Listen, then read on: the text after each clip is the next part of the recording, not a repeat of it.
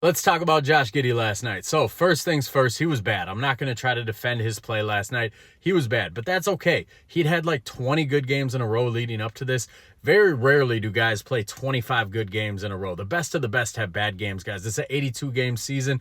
It's going to happen. It's a long season. You're allowed to have a bad game every once in a while. It's still ridiculous to me that he only got 26 minutes last night, especially when Kevin Huerter played over 30 minutes, and Kevin Huerter played like somebody kidnapped his family before the tip-off and told him, if you make a three-pointer, we're going to put a bullet in their head. He was awful last night, and they let that dude run around and play over 30 minutes. I would have rather seen Josh Giddey closing the game.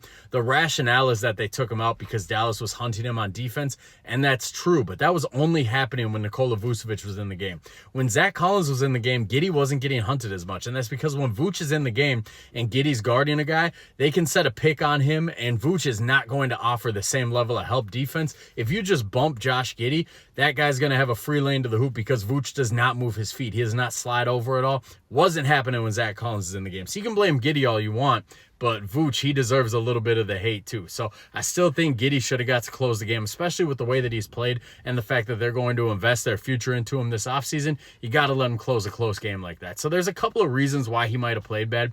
I honestly think PJ Washington is the worst matchup for him in the NBA. He's long, he's quick, he's athletic. Dallas used him last year in the playoffs to guard Giddey, and it worked great. And they used him a lot last night too, and it worked great. You know, against the guards, Giddey will bully them. If it would have been like Brandon Williams or Spencer Dinwiddie on Giddey, Giddey would have got to the hoop, he would have bullied them. But it was mostly PJ Washington, and he might be the best guy in the league equipped to guard Josh Giddey. He has experience with it.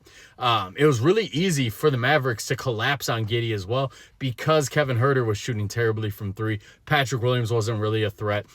They made it way too easy to collapse on Josh Giddey. If Kevin Huerter makes, more than 1 for 5 from three, it becomes a lot harder to collapse on Giddey like that. Huerter, he's getting a pass for some reason since the trade. He hasn't been that good, guys. He's shooting like 30% from three. He's averaging 15 points a game with the Bulls, but he's shooting a bunch and he's not making a lot. And Kobe White just flat out needed to be more aggressive last night. This needed to be a game where he was shooting 20 to 24 times. I'll give him a pass because he was getting to the free throw line. So even though he only had 16 shots in the game, a lot of those times he was driving to the lane, he was getting fouled. That obviously doesn't count as a field goal attempt. So there's some rationale why Josh Giddey was so bad last night, but at the same time, I feel like he should have got to close, should have got to prove himself a little bit more. You guys let me know in the comments what you think. How'd you feel about Josh Giddey last night?